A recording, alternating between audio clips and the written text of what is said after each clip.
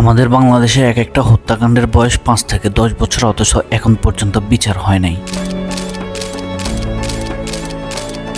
একটাবার চিন্তা করছেন কেন বাংলাদেশে এখন পর্যন্ত ন্যায় বিচার প্রতিষ্ঠা হয় নাই, অথবা কার জন্য হয় নাই? আমরা সবসময় যে কোনো হত্যাকাণ্ড হলে প্রথমে দোষারোপ শুরু করি আমাদের দেশের প্রশাসনকে, আমাদের দেশের রাজনৈতিক দলকে, আমাদের দেশের সরকারকে। কিন্তু কখনো নিজের দিকে আঙ্গুল তুলছেন?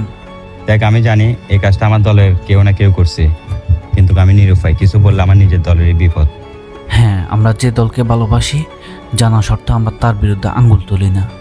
এক্সাম্পল হিসেবে যে কোনো হত্যাকাণ্ড করার সাথে সাথে আমি যদি বিএনপি করি, আমি আওয়ামী লীগকে দোষারোপ করি।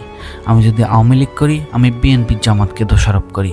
আমি যদি জামাত করি, আমি বিএনপি আওয়ামী লীগকে দোষারোপ করি। কখনো আমরা নিজেদেরকে জিজ্ঞেস করি না।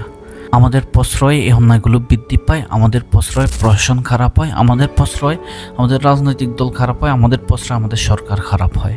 সর্বোপরি একটা কথাই বলবো, বাংলাদেশের ন্যায় বিচার প্রতিষ্ঠা সম্ভব, বাংলাদেশের সিস্টেম পরিবর্তন সম্ভব, বাংলাদেশের সরকার পরিবর্তন সম্ভব, বাংলাদেশের প্রশাসন পরিবর্তন সম্ভব।